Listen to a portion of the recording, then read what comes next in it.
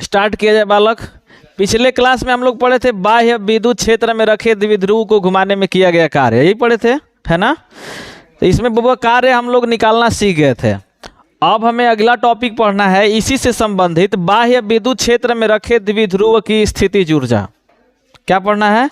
बाह्य विद्युत क्षेत्र में रखे द्विध्रुव की स्थितिज ऊर्जा। मतलब किसी विद्युत क्षेत्र में तुम द्विध्रुव को रखोगे और द्विध्रुव को जब तुम घुमा दोगे, कार्य कर लोगे, तो वो स्थितिज ऊर्जा के रूप में संचित हो जाएगा। वही हम लोग को स्थितिज ऊर्जा क्या करना है? ज्ञात करना है। चलो स्टार्ट करते हैं। हेडिंग बना लो, बाह्य विद्युत क्षेत्र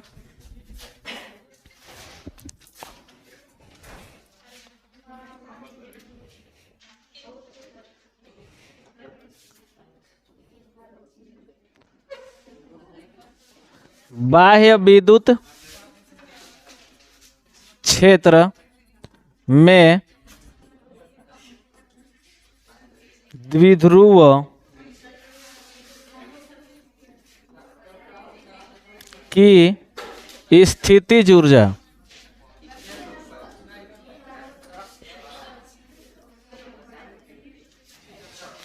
बाह्य विद्युत क्षेत्र में द्विध्रुव की स्थितिज ऊर्जा,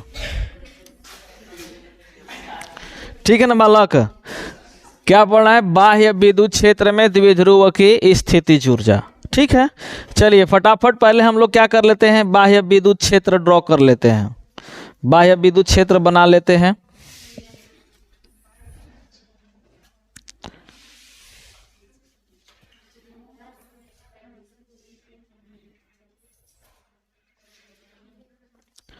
बाबा ये देखो क्या है, ये विद्युत क्षेत्र है। विद्युत क्षेत्र, इसकी दिशा किधर है? इधर है ना। ये विद्युत क्षेत्र है। इस विद्युत क्षेत्र में क्या रखा गया है? द्विध्रुव। और द्विध्रुव की हमको क्या ज्ञात करना है बाबू? स्थितिज ऊर्जा। तो चूंकि तुम लोग जानते ही हो कि जब जैसे ही हम विद्युत क्षेत्र में रखेंगे किसी द्विध्रुव को, द्विध्रुव के दो आवेश होते हैं, एक ऋणात्मक और एक धनात्मक, दोनों बराबर प्रकृति के। तो जैसे ही हम द्विध्रुव को विद्युत क्षेत्र में लेकर के आएंगे, वह द्विध्रुव विद्युत क्षेत्र के प्रभाव से घूमना शुरू कर देगा, है ना, बल आघूर्ण के कारण। अब बल आघूर्ण जो उस पे कार्य करेगा, जैसे मान लो कि मैं इस द्विध्रुव को अगर इस तरह से रख दूं, यहाँ रख दूं, यहाँ माइनस आवेश ले लूं, यहाँ प्लस आवेश ले लूं, तो ये कैसे घूमेगा बाबुआ? ऐसे घूमेगा, घूमेगा ना, ऐसे घूमेगा, ठीक है। लेकिन तो ये तो घुमा रहा है कौन? विद्युत क्षेत्र घुमा रहा है ना, ये अपने से घूमेगा। समझने का प्रयास करो एक बार, चलो देख लो। मैं मान लो कि यहाँ कहता हूँ माइनस आवेश, यहाँ प्लस आवेश। इस तरह से द्विध्रुव को मैं जैसे ही रखूंगा, ये द्विध्रुव विद्युत क्षेत्र के प्रभाव से इधर की ओर घूमने लगेगा। इस तरह से रखे हम, तो ये द्विध्रुव ऐसे स्थिति में जाने की प्रयास करेगा। क्यों करेगा बालक? विद्युत क्षेत्र के प्रभाव से इस पे कार्य करेगा बल आघूर्ण। अब बल आघूर्ण इसको घुमा देगा इधर की ओर। तो ये विद्युत बल इसको घुमाया, हमने तो घुमाया नहीं, ये स्वतः कार्य हुआ विद्युत क्षेत्र के कारण। अब जब हम कार्य करेंगे बालक, तो स्थितिज ऊर्जा के रूप में संचित होगा। कार्य ऊर्जा प्रमेय आप लोग फर्स्ट ईयर में पढ़े होंगे। कितने लोग पढ़े हैं कार्य ऊर्जा प्रमेय? बहुत झकास प्रमेय है। कार्य ऊर्जा प्रमेय कहता है, देखो ध्यान दो, कार्य ऊर्जा प्रमेय बबुआ WI is equal to W means कार्य, work is equal to change of energy, work is equal to change of energy. यही है कार्य ऊर्जा प्रमेय। एकदम झक्कास नियम है ये, इसको समझने का प्रयास करना। यहां मैंने दिया है डेल्टा यू। अब बबुआ बताओ तो यू को हम लोग किस राशि, यू द्वारा किस राशि को प्रदर्शित करते हैं? स्थितिज ऊर्जा को। बहुत अच्छे जवाब, किसको? स्थितिज ऊर्जा को। तो बाबू यहाँ डेल्टा यू लिखा हुआ है, मैंने तुम लोगों को बताया है, ध्यान रखना थोड़ा सा। एक चीज जो छोटी छोटी चीजें बताते जाते हैं ना, उसको एकदम दिमाग में बैठा ही लेना तुम लोग। डेल्टा हो, डेल हो या डी हो, ये हमेशा डिफरेंस को क्या करते हैं? व्यक्त करते हैं। डिफरेंस, यू नो डिफरेंस, अंतर, है ना। अंतर जब कब बात करेंगे हम? जब एक ही राशि की दो मान हो। क्या समझे? जब एक ही राशि के दो मान हो, उसके बीच के अंतर को हम लोग क्या कह देंगे भाई? डिफरेंस कह देंगे। उनमें अंतर क्या है? जैसे मान लो मेरी बेटी हुई है आज, अरे मेरे घर में बेटी है भाई, पढ़ना शुरू की, पहले पढ़ेगी नर्सरी, एलकेजी, यूकेजी, कौनो केजी में पढ़ना स्टार्ट की। थोड़ा सा समझने का प्रयास करो। आंगनबाड़ी में मैं नहीं पढ़ाऊंगा ना, डायरेक्ट एकदम, समझे ना। तो मान लो किसी क्लास में पढ़ रही है, फर्स्ट क्लास में पढ़ रही है, फर्स्ट क्लास में पढ़ रही है, अब फर्स्ट क्लास में पढ़ी है, 70% नंबर लेकर के आ गई। सेकेंड क्लास में पढ़ी, वो भी 70% लेकर के आई। तो बताओ इसमें अंतर क्या है? परिवर्तन क्या है? कुछ नहीं है। लेकिन हम उम्मीद लगाकर क्या बैठे हैं कि परिवर्तन करें, अपना रिजल्ट बढ़ाए। तो मान लो 75% अगर ला देगी रिजल्ट, तो हम कहेंगे कि अपना ये क्या कर ली है, इसका वैल्यू बदल गया है, क्या परिवर्तन हुआ है इसमें। तो उसी प्रकार से हमने ये डेल्टा यू जो बताया बालक, डेल्टा यू बोला स्थितिज ऊर्जा में परिवर्तन। एक स्थितिज ऊर्जा शुरुआत का और एक स्थितिज ऊर्जा अंत का। अर्थात हम इसे लिख सकते हैं डेल्टा यू को, डेल्टा यू का लिख सकते हैं बाबू? डेल्टा यू को हम लिख सकते हैं W is equal to U F minus U I. Delta U W is equal to U F minus U I. ये यू एफ क्या है? फाइनल पोटेंशियल एनर्जी, फाइनल, अंतिम। ये क्या है? You I initial potential energy. ये कार्य ऊर्जा प्रमेय है, इसकी ज़रूरत पड़ेगी इसमें, इसलिए मैंने बोला। मैं पिछले क्लास में भी तुम लोगों को बताया था कि फिजिक्स का हर एक टॉपिक कहीं ना कहीं दूसरे से संबंधित है। तो हमने बोला कि इसमें स्थितिज ऊर्जा हमें ज्ञात करने के लिए पहले ज्ञात करना होगा कार्य, ना का कार्य ज्ञात करना होगा। तो बब्बा तुम कार्य करोगे, ध्यान दो, कार्य करोगे तो ये जो विद्युत बल द्वारा ये इधर घूम रहा है द्विध्रुव, इसके विरुद्ध तुम कार्य करोगे इधर की ओर। विद्युत बल इस द्विध्रुव को इस स्थिति से ऐसे घुमाने का प्रयास कर रहा है ना, लेकिन हम क्या करेंगे? इसके विपरीत इधर कार्य करेंगे ना। तो बाबू रे हमें कार्य पहले ज्ञात करना है, तो हम क्या कह देंगे? विद्युत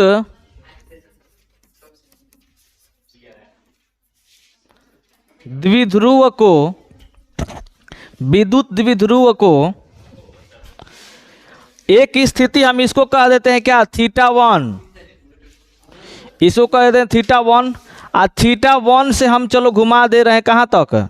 ये वाला जो एंगल बन जाएगा वो क्या बन जाएगा? θ2। अच्छा, चित्र मैं अच्छा से क्यों नहीं बना रहा हूँ? क्योंकि पिछले क्लास में ये बात को समझा चुका हूँ, है ना, आराम से कर लोगे तुम लोग। एक स्थिति यहाँ से ये वाला θ1। θ1 क्या है बालक? ये कोण है किसके किसके बीच का? विद्युत क्षेत्र और P वेक्टर। P वेक्टर द्विध्रुव आघूर्ण के बीच का कोण। पहली स्थिति θ1, दूसरी स्थिति θ2। तो θ1 से θ2 तक घुमाने में किया गया कार्य, θ1 से θ2 तक घुमाने में किया गया कार्य हम लोग कल निकाल चुके हैं पिछले क्लास में, है कि नहीं है? तो यहाँ भी थोड़ा सा हम लोग निकाल ही लेते हैं। तो विद्युत द्विध्रुव को पहले हम निकाल देते हैं डी थीटा विस्थापन के लिए, डी थीटा विस्थापन के लिए किया गया कार्य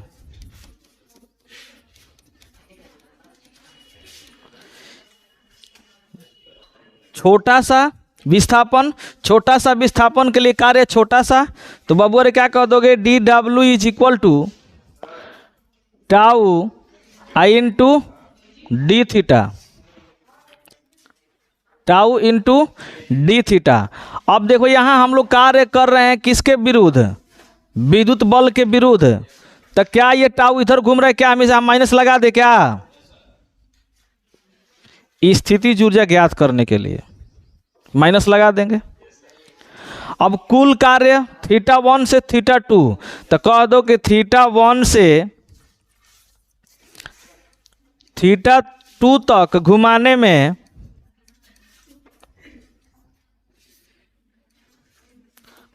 में किया गया कुल कार्य, क्या हो जाएगा बालक, W is equal to integration theta 1 से लेकर के theta 2 I into D W.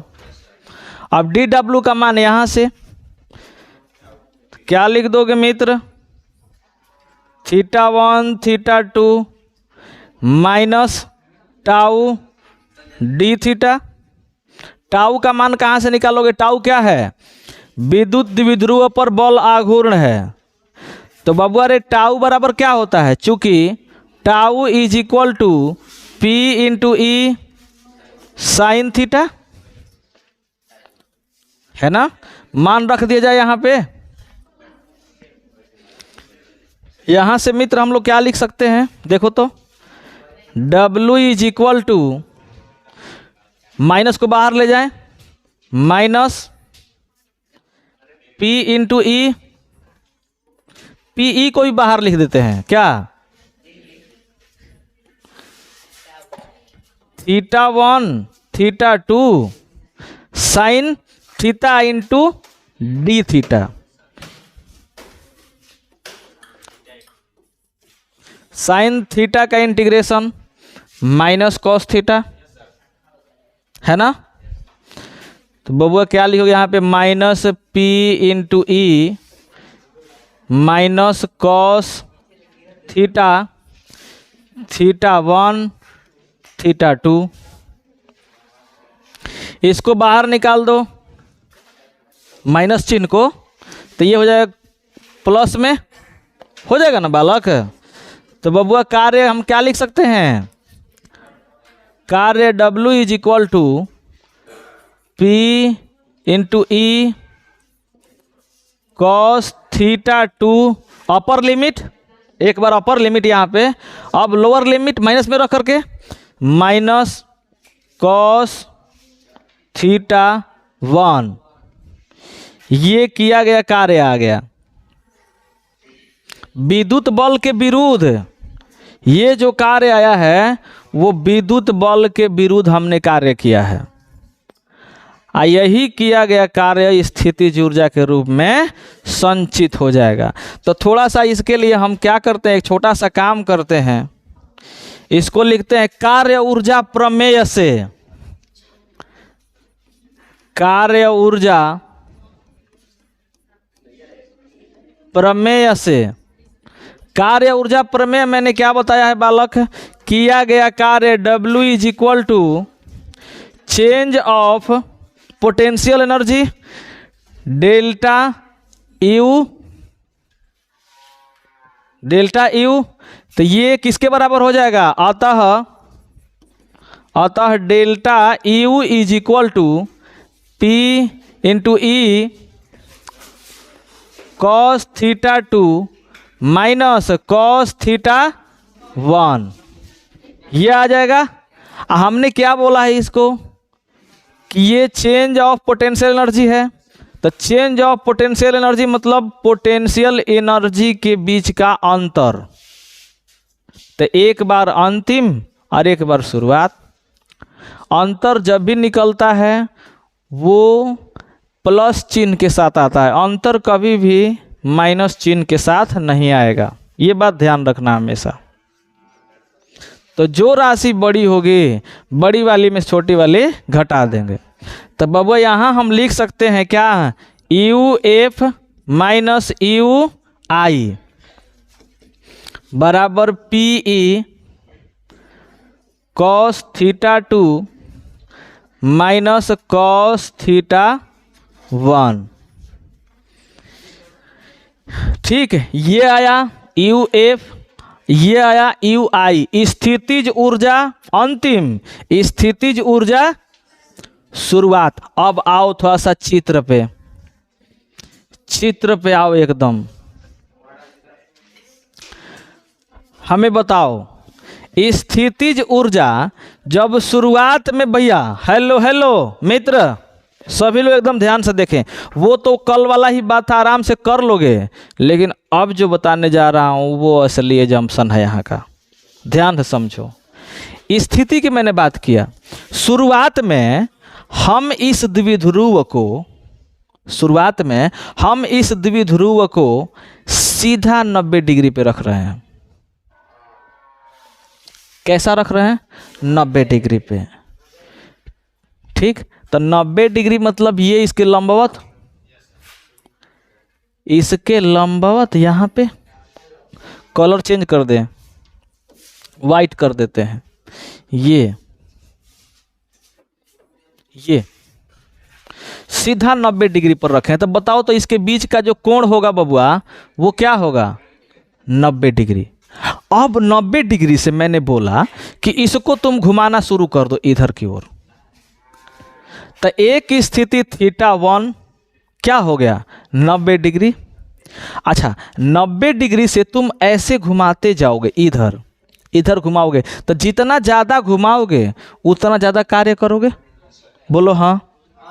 इस द्विध्रुव को ऐसे मैं रखा हूँ, इसके बाद मैं इधर घुमाना शुरू कर दूँ तो जितना इधर घुमाऊँगा उतना ज़्यादा हमें कार्य करना होगा, है कि नहीं है। तो ये वाला जो स्थिति हुआ थीटा बराबर 1 का, वो हुआ स्थितिज ऊर्जा इनिशियल, माने द्विध्रुव की शुरुआत की स्थितिज ऊर्जा। क्योंकि देखो तुम इस तरह से अगर रखोगे तो इसमें तो कोई स्थितिज ऊर्जा नहीं होगा। कहो क्या है, क्यों, ये बात समझ में आ रहा है क्या, नहीं समझ में आ रहा, आना चाहिए था। विद्युत क्षेत्र इधर, चित्र यहाँ एक बार फिर से बनाता हूँ, आओ यार देख लो, क्यों तुम लोगों को नहीं समझ में आ रहा है। ये देखो, ये क्या है, विद्युत क्षेत्र है, एकदम ध्यान से। ये है विद्युत क्षेत्र, विद्युत क्षेत्र की दिशा इधर ई की। अब मैं क्या बोल रहा हूँ, मैं बोल रहा हूँ कि तुम जब द्विध्रुव को इस स्थिति में रखोगे तो उसकी कोई स्थितिज ऊर्जा नहीं होगी, शून्य होगी। क्यों, क्योंकि देखो द्विध्रुव को जब तुम ऐसे रख दोगे तो एक आवेश यहाँ पे माइनस वाला और यहाँ पे हो जाएगा प्लस वाला, बोलो होगा। या तो तुम इधर माइनस कर सकते हो या तो इधर प्लस कर सकते हो, लेकिन पहले ये समझो कि हमने इसको माइनस किया है यहाँ पे। तो द्विध्रुव आघूर्ण की दिशा किधर होगा, बोलो तो, इधर ही होगा, बोलो एकदम सही है। इधर पी वेक्टर भी इधर ही होगा, इसमें किसी को कोई शक नहीं होना चाहिए। जब यहाँ तुम रख ये दिए इस स्थिति में, इस स्थिति को हमने पिछले क्लास में क्या बोला था, ये जो स्थिति है द्विध्रुव की साम्य अवस्था स्थिति है, साम्य स्थिति है। यहाँ से न तो हिलेगा और न तो डूलेगा। अब पुतला के पास जाओ, खड़ा होकर के पूछोगे खाओगे नहाओगे, वो बेचारा बोलेगा ही नहीं, हलबे डुलबे करेगा वो नहीं, कुछ नहीं करेगा। तो उसी प्रकार से ये जो द्विध्रुव है, जैसे ही तुमको इसको इस स्थिति में रखोगे उस पर कोई कार्य नहीं होगा, क्योंकि ये जो स्थिति है वो साम्य स्थिति है। साम्य स्थिति का मतलब होता है कि न तो इधर जाएगा न तो इधर जाएगा, एकदम स्टेबल रहेगा, स्थिर रहेगा, क्यों भी स्थिर रहेगा? क्योंकि भैया रे ये माइनस आवेश कहीं ना कहीं से प्लस आवेश इसको धक जकड़ले है, खींचले है, आ इधर प्लस आवेश कहीं ना कहीं इसको इधर से खींचले है, जकड़ले है एकदम माइनस वाला आवेश है ना रे भाई। इसलिए हमने बोला कि इस स्थिति में स्थिति ऊर्जा क्या होगा? बिल्कुल शून्य होगा, बिल्कुल शून्य होगा। अब एक बार और समझो कि जैसे मैं इसको यहां कर दूं 0, इसको 0 कर दूं, तो बताओ ये यहां किया तो कुछ हमें कार्य करना पड़ा ना मित्र। तो इसको मैंने कह दिया शुरुआत की स्थितिज ऊर्जा। अब इसके बाद यहां से जितना मैं लेकर जा रहा हूं वो क्या हो गया? फाइनल स्थितिज ऊर्जा, मतलब अंतिम स्थितिज ऊर्जा। तो बाबुआ θ1 का मान क्या रखेंगे हम? अब 90 रखेंगे। थीटा का मान क्या रखेंगे? 90। तो आ जाओ अपने सूत्र वाले जगह पे, यहां एजम्पशन कर लो, चूंकि θ1 इज इक्वल टू 90 डिग्री, चूंकि θ1 इज इक्वल टू 90 डिग्री। अच्छा θ1 ये कितना आ जाएगा? तो पहले θ1 को तुम 90 कर दो, पी ई cos θ2 बचा ना। अब θ2 को हम सिर्फ थीटा कह दे रहे हैं, उसके बाद जो भी हम घुमाए, नहीं समझ पा रहे हो क्या? मैंने बोला कि इसको तुम 90 कर दो, इसके बाद जितना इधर घुमाओगे वो जो होगा वो θ2 का वैल्यू होगा। तो θ2 के मान को हमने थीटा कह दिया, है ना, जितना मान चेंजिंग होगा उतना, तो थीटा कह दिया। तो इसके जगह पे हम क्या रखेंगे? Cos theta minus cos 90, cos 90। हम सुने हैं कॉस 90 का मान 0 लिख दीजिए। अब अरे कॉस 90 का मान लिख दीजिए 0, तो बबुआ कॉस 90 का मान 0। जब ये 0 हो गया बालक, तो ये क्या बच गया? P into E, P into E, oh my god, P into E cos theta. बचा कि नहीं बचा?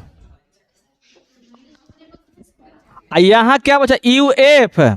आइए इसको हम θ2 कह देंगे, आइए θ1 U I initial potential energy.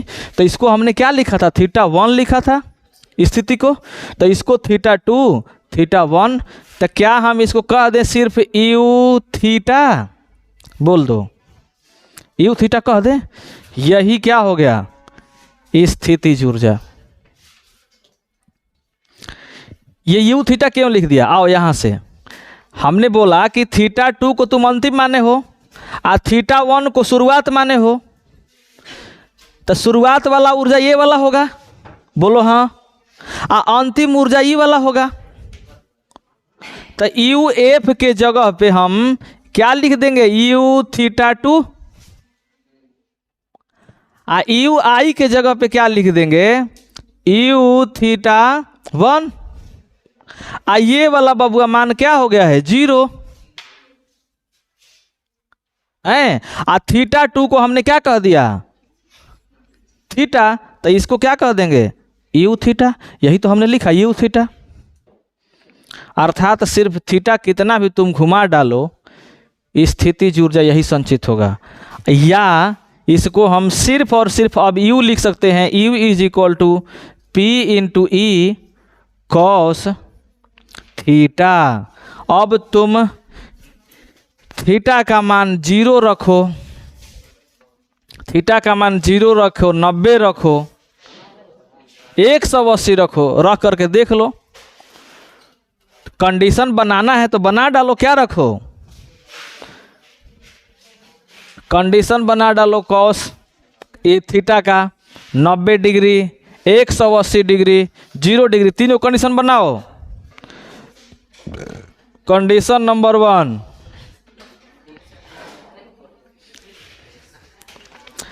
Theta बराबर 0 डिग्री। कॉस थीटा का मान 0 रखोगे, ध्यान दो मित्र, कॉस थीटा का मान 0 रखोगे तो यू का मान क्या आ जाएगा बबुआ? यू का मान क्या आ जाएगा? P इंटू ई। किसी को कोई संदेह नहीं? बोल रहे हो? देखो तो मित्र, कॉस 0 बराबर हीरो यानी 1।